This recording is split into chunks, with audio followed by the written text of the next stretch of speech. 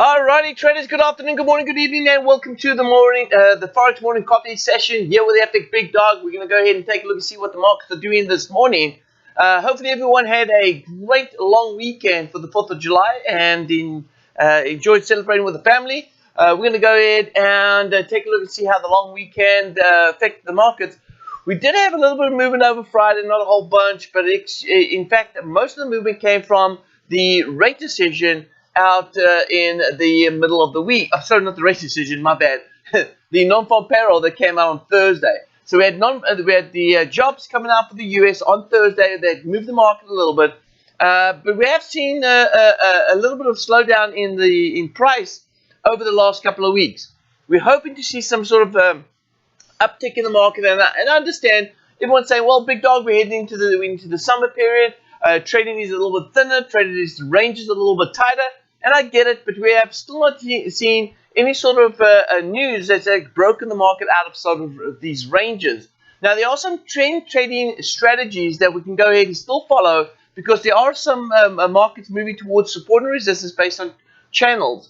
And although we don't follow that in this particular session, we are going to go ahead and take a look and see what we've got currently right now with regards to open positions and how it's set up with inside those trends. So we'll check that in a moment. So let's go ahead and take a look and see what's going on this morning and what is setting up. I've got my cup of coffee. Hope everyone has got their cup of coffee ready to rock and roll this morning. And yeah, we should be ready to go.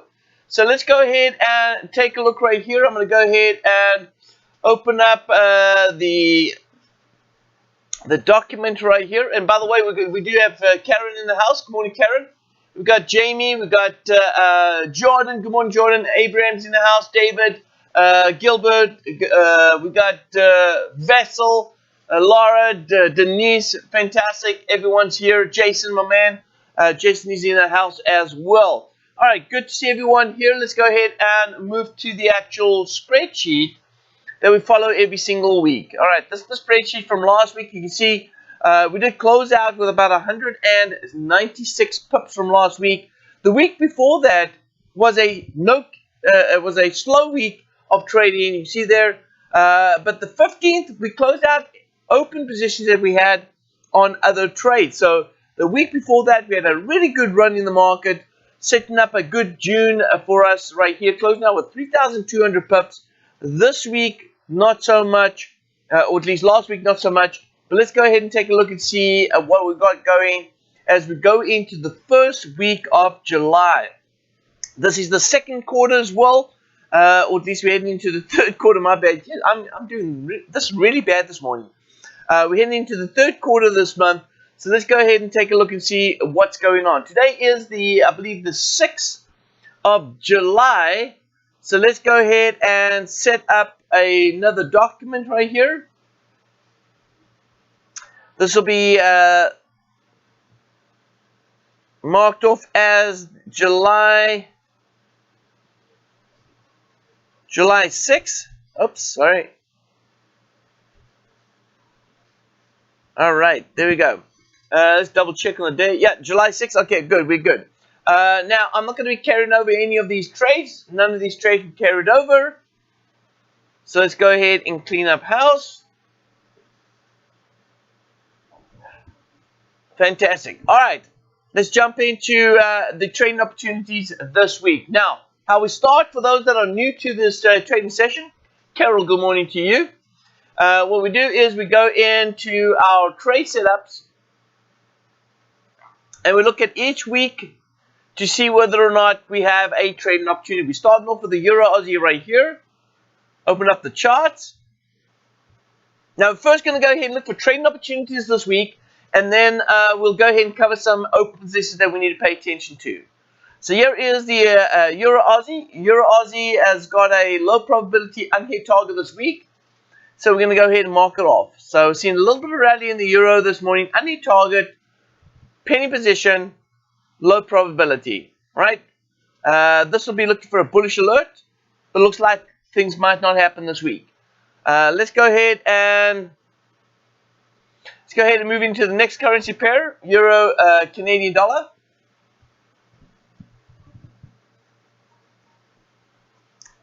Big euro out of the euro. We got some euro strength out this morning.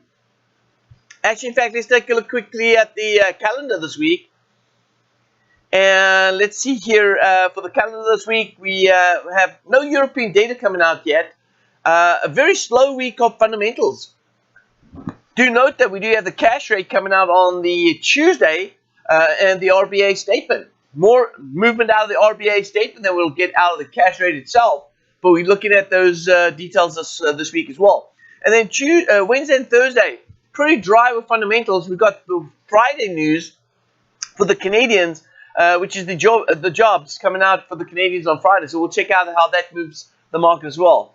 Any sort of flash news? I'm always looking for some high flash news coming out on the calendar. Nothing over here that I can go ahead and review. COVID-19 still becoming an issue. Rising numbers, obviously that is becoming or it will continue to be a factor in the market.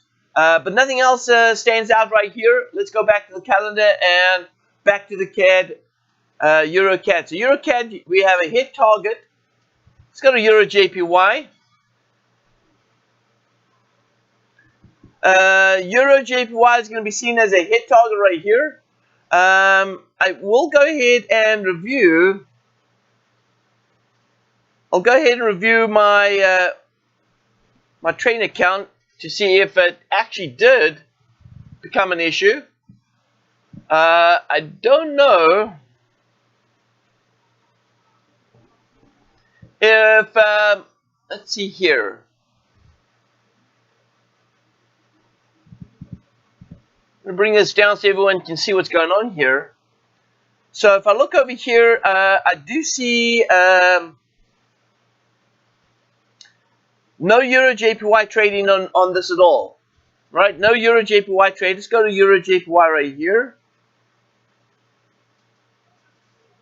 And we did close our positions down there, but no new trade happening for this pair this week. So this is definitely going to be marked off as a hit target. Alright, so we're going to mark that off as a hit target. So we've got a hit target there, hit target here. Let's go to Euro New Zealand dollar.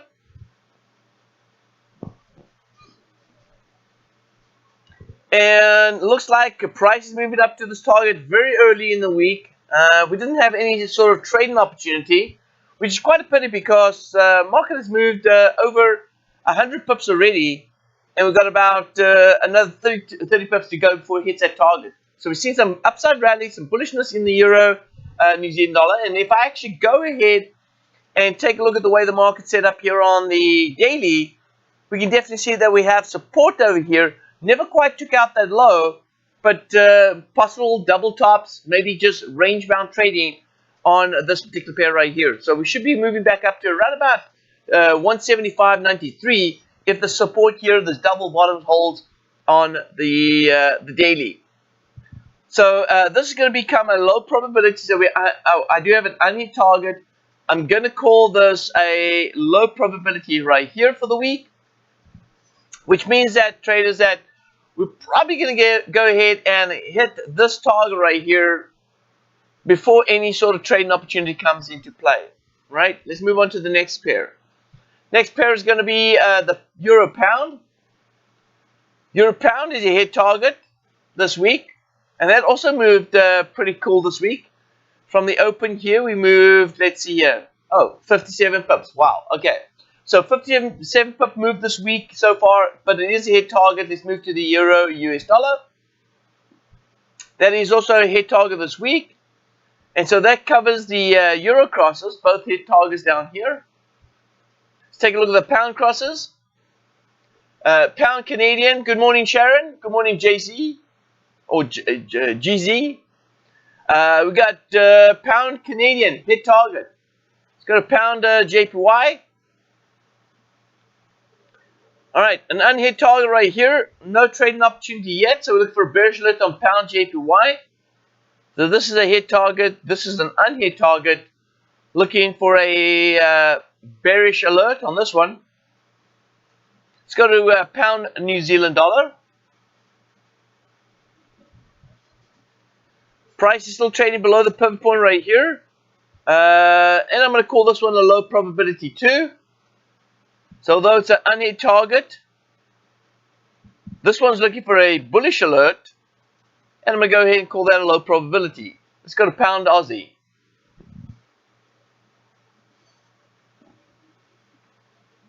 Pound Aussie, we have a hit target. Let's go to pound US dollar. And pound US dollar is actually an unhit target right here. This could be an opportunity. If I look over here, yep, we're chasing after the highs up here at the top. So this one right here is going to be unhit target, bearish alert. There we go. All right, good. Let's go to Aussie crosses. Aussie JPY. Hey, Bruce says, sorry to be late. No worry, Bruce. Glad you're here, my friend. And just like Jason says, if folks, please go ahead and do me a favor. Go ahead and hit that like button. Smash the like button, as Jason would say. And if you haven't subscribed to the channel yet, please go ahead and do so that you can get more videos coming your way as soon as we go ahead and post them. Let's jump into Aussie JPY. Now, Abraham says, Gary, please ask what sort of bullish alert do you do for this? Okay, good question. Fantastic question. So the question here is from Abraham is, what type of bullish alert or bearish alert do we use? Well, listen, this is the difference. When we first started trading this strategy, we actually used alerts that deployed into trades. But this the reason why I'm still saying alerts, for those that trade manually, they'll go ahead and set up trading opportunities based on those overbought, oversold conditions. But for those that are using the automated EA, which I am doing right now, then of course I don't have to set up any alerts. I'm actually going to be trading at those turning points. Now, alerts could be actually set up on MT4, which means every time you enter an order, it sends you an alert to your phone telling you that you got into a bearish or bullish trade. That's pretty much what it is. So whether you trade manually, you'll set up alerts. Whether you use the automation, you can also set up alerts when the trade actually triggers, so you know when you're actually in a trade or not. All right, so that's pretty much it. Okay.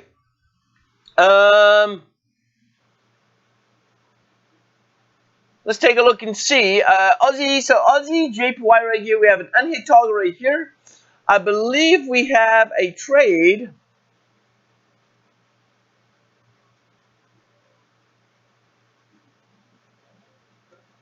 Yep, we have a trade already right here on this candle.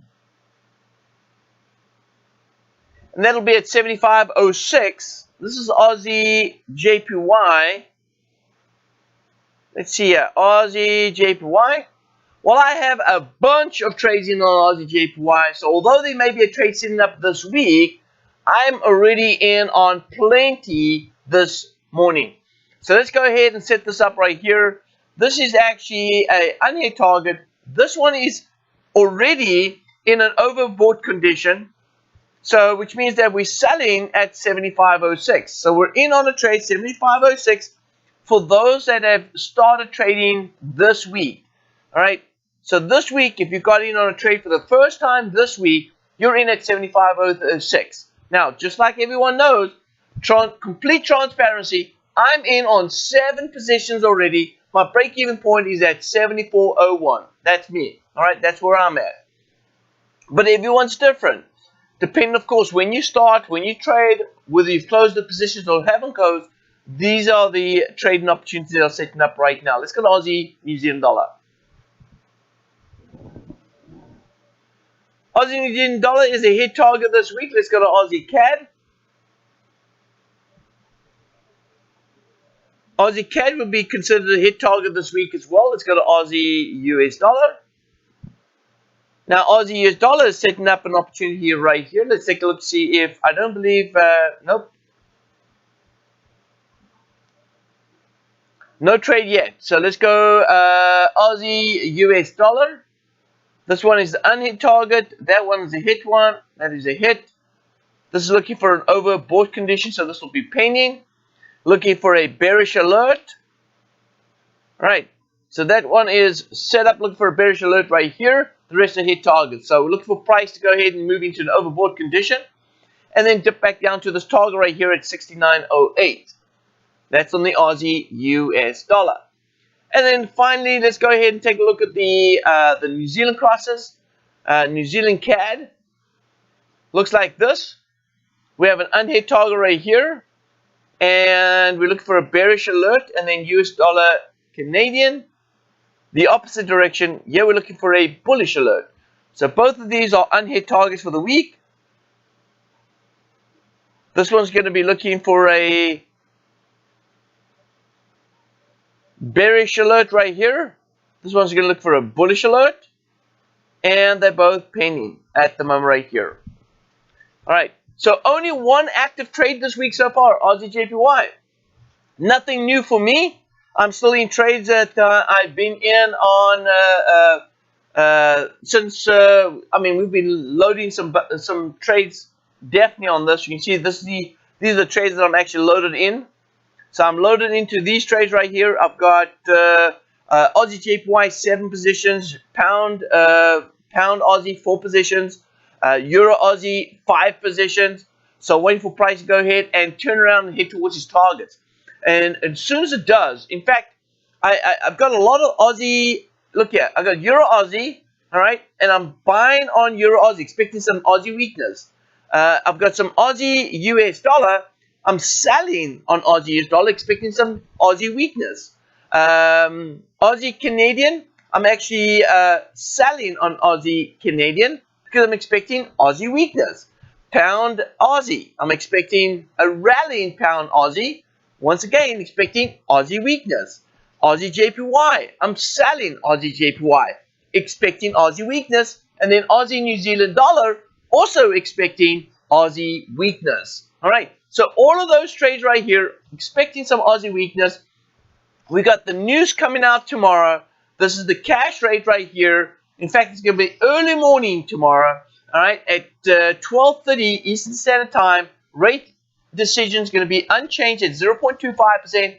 But listen, man, I'm expecting some weakness out in Aussie. We've been holding on to these positions for a few weeks now already. So this should be a good turnaround for us right here. Let's take a look at a couple of the setups on the daily based on the Aussie crosses. I'm going to move to, let's go ahead and say Aussie JPY.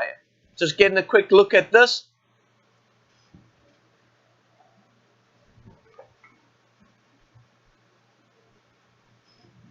All right, there you go. So Aussie JPY, if you look at the Aussie JPY right here, if I'm looking for a bearish move in Aussie JPY, can this actually happen? Can we actually see a bearish move to the downside with this particular pair right here? Well, the answer to this is very simple, okay? The short and simple answer to this is we are in a fourth wave correction move, right? We are in a fourth wave correction move, which means that price currently is shown here is a wave 1, wave 2, wave 3, and this is wave 4 right here. So which means that I do anticipate price to move to the fifth wave. And if it does go to the fifth wave, I may go ahead and add in some more positions as price then turns around. Let's hear. You have to trust something in life, right? There's got to be some sort of belief in something. And when it comes to trading, our belief in trading is that we trust the swings. All right, we have to trust our swings. We have to trust our technical analysis. And so I'm looking at this and I'm saying, hey, I'm seeing this as a 5-wave sequence. Okay, we're not at the fifth wave yet, which is here, which means that we're in this fourth wave right here. Now, price can move all the way up to the top right here, test the highs, then turn around and head back down south. Now, if I look at the oscillator down here, there's a good indication down here that could help us identify whether or not price is going to move up or down. What I look at look on the oscillator is, I look at the oscillator and I say, okay, if we have an overbought condition right here, and we peaked out at the top here with price peaked out right here, then what could possibly happen right here is we could go ahead and see a little peekaboo. Yep, peekaboo. Peekaboo means the price just trades just slightly above that level right here. It's not going to head to the fifth wave yet.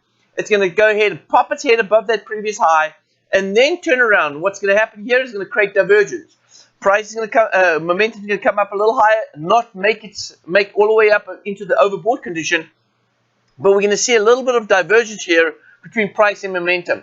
When we see that, that's going to give us another opportunity to go ahead and start selling off down south right here as we start chasing after the lows down here and this major support level right there. That's really where my target is. Now that doesn't mess up my fourth wave. It actually confirms the fourth wave because price in the fourth wave does move sideways. It is consolidated. In fact, 90% of the time on the fourth wave, you see consolidated motion. All right, it's consolidated movement. And so if the fourth wave is consolidated, then this does reconfirm what I'm seeing right now could be a possibility. All right, absolutely a possibility. And if it does go back up north, let's say I get everything wrong, right? Let's say I'm completely wrong with my analysis and price goes back up again, then we're chasing off to 79.80. Sorry, my bad, 79.98. So 79.98 is going to be the top of the move to the upside to the 127, which is an extension of a Fibonacci level, which will then act as resistance, driving price back down south. Yes, price will be rejected off that level, and then we'll see a completion of the fifth wave, and price will then start working its way back down to that major support at 72.10. So either way, 72.10 is going to come into play. Write that down right now. Big Dog says that 72.10 will be hit. All right, it's just a matter of time whether or not it's going to go rally first or dip south. Now, we are going to see what happens in the rate decision coming out this week, and that is early morning at 12:30 Eastern Standard Time on Tuesday. Rate decision will stay unchanged, but everything comes down to the actual verbiage. What is in the statement and how it's presented to the investors as to how the economy is doing and what is their plans moving forward with the rate decision. That we're going to go ahead and take a look at a little later stage. Now, also what could also affect the Aussie JPY is, of course, the safe haven currency, which is the JPY. What's going to affect the JPY? What's going to make it move north or south? Well, it's going to be a risk on, risk off appetite. Whether traders are looking at a risk on or risk off, that's going to be deciding whether the JPY either gets stronger or weaker. Okay. Why would the investors want to invest in JPY? Why would that be a safe haven? Well, if the stock market is crashing because investors are moving out of okay, not quite crashing, but if the investors are moving out of stocks and into cash because they're uncertain, there's an uncertainty about the economy, about the global economy. If traders or investors are concerned about that, they will move their money back into cash, which moves into Swiss, JPY, and US dollar. All three of them become a safe haven for the investors. So, what's going to move the Aussie JPY south? Well, if JPY gets strong, that means if there's uncertainty in the economy, uncertainty in the world, then certainly there will be some movement towards safe haven pairs. That will create that movement. Now, what I do is I look at the euro, the dollar index, and the dollar index is a good indicator for me to identify whether or not I should be looking to invest into safe haven currency pairs. Now, when I look for a rally in the dollar, when I look for a technical setup, then I go ahead and start buying in on safe haven pairs. Now, check this out. If dollar is falling, what's happening to JPY?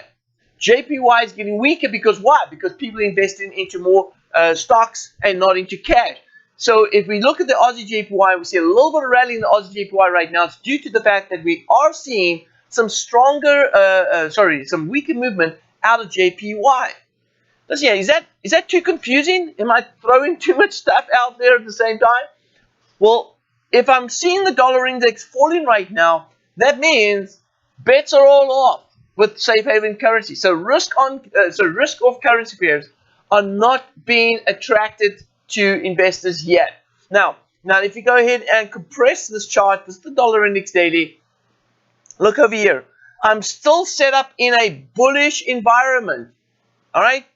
Dollar index is still for me right now bullish. Despite the fact that we've seen some bearish candles right now, I'm still seeing dollar looking for a rally to the upside, which means that if we haven't seen it already in the economy, we haven't seen it in the world rate right now, uncertainty will still kick in. Investors are still going to move into cash, which is going to raise the rate in the dollar index. We can see the dollar index starting to move up. We will see then, of course, some movement into Aussie, so not Aussie, JPY, Swiss, and US dollar as price starts moving back up again.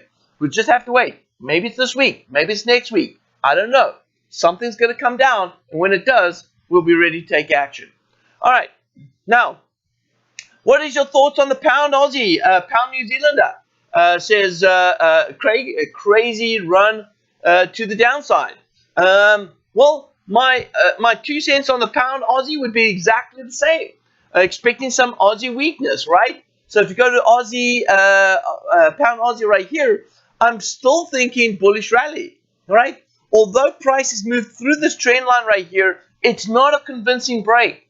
I'm still expecting price to move back up. This is a false break, and I'm expecting some strength in pound Aussie.